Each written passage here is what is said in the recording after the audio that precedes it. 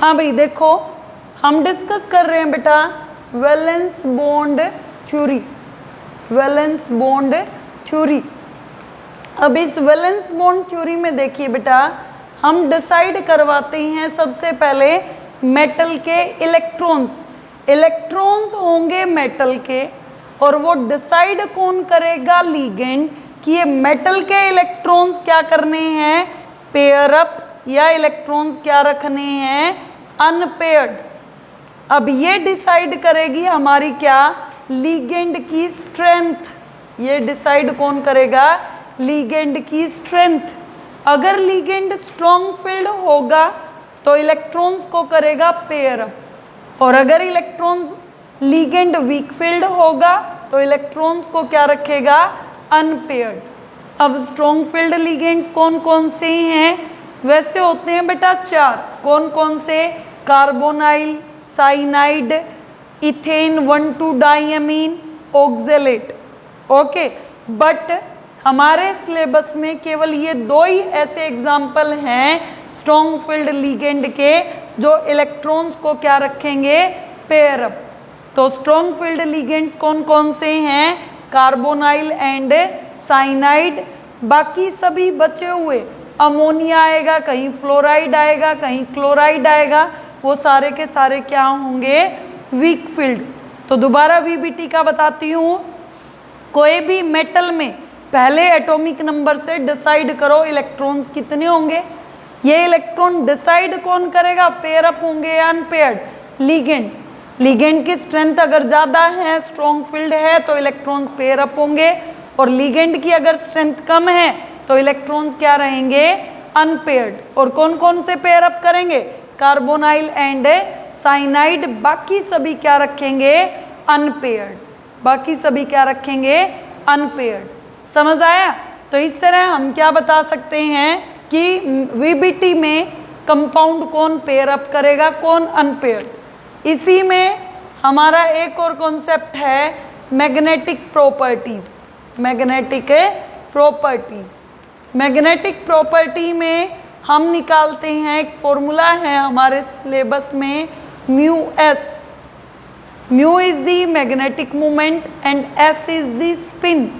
एक फॉर्मूला है spin magnetic moment निकालने का बेटा, under root of n into n+2 Bohr magneton, n into n+2 Bohr magneton.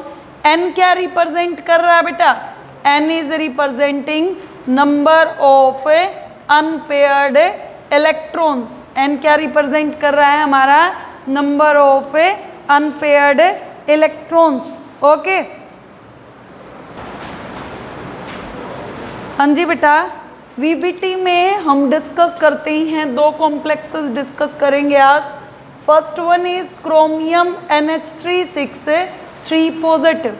इसके लिए क्या करोगे, सबसे पहले क्रोमियम की ऑक्सीडेशन स्टेट निकालनी है, तो X। एक अमोनिया पे 0 चार्ज, तो 6 पे भी क्या हो गया, 0।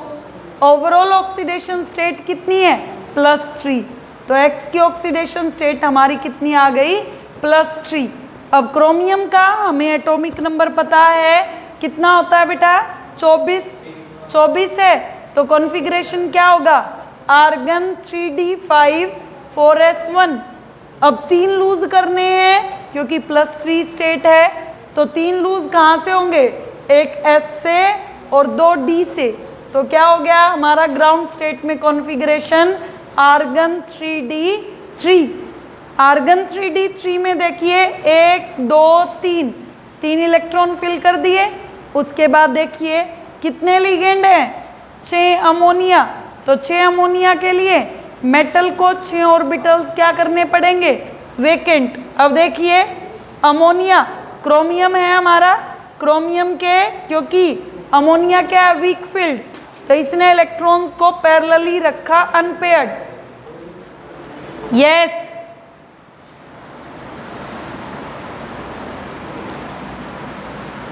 अमोनिया क्या है, एक वीक फील्ड लिगेंड, तो इसलिए इसने इलेक्ट्रॉन्स को अनपेयर्ड रखा, 1 2 3।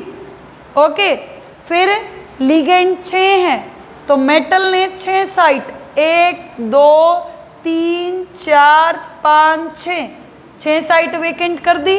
अब डी के 2 पॉइंट हैं, एक एस का ऑर्बिटल है और 3 पी के, तो हाइब्रिडाइजेशन क्या हो गई बेटा, D2sp3। अब लिगेंड 6 हैं तो 6 ये क्या बना देगा, कोऑर्डिनेट बॉन्ड। तो इस तरह हम क्या कह देंगे, फॉर्मेशन ऑफ FeCN6 3 पॉजिटिव। उसके बाद दूसरा कॉम्प्लेक्स देखिए बेटा, FeCN6 3 नेगेटिव में आयरन की ऑक्सीडेशन स्टेट निकालनी है, तो X एक साइनाइड पे -1, 6 पे -6, ओवरऑल कॉम्प्लेक्स पे चार्ज -3, तो X की ऑक्सीडेशन स्टेट कितनी आ गई, +3। उसके बाद आयरन का हमें पता है आर्गन, आर्गन के साथ कॉन्फ़िगरेशन क्या होगा, 3d6 4s2, 3 लूज करेगा ये क्योंकि 3 ऑक्सीडेशन स्टेट आई है, तो 3 लूज करने से क्या हो जाएगा, 2 S से लूज हो गए, एक D से, कितना रह गया कॉन्फ़िगरेशन, 3d5। अब ये 5 इलेक्ट्रॉन्स मेटल के डिसाइड कौन करेगा, लीगेंड। ये 5 इलेक्ट्रॉन क्या, साइनाइड स्ट्रॉन्ग फील्ड है, तो ये इनको क्या रखेगा, अनपेयर्ड, ये इनको क्या रखेगा, पेयर्ड। तो पेयर्ड में देखो 1 2 3 4 5 इलेक्ट्रॉन हो गए मेटल के, 6 लिगेंड के कारण वेकेंट, 1 2 3 4 5 6, ओके। 6 बॉन्ड बनते ही 2 डी के हैं, एक एस का, 3 पी के, तो हाइब्रिडाइजेशन क्या हो गई, DSP D2sp3।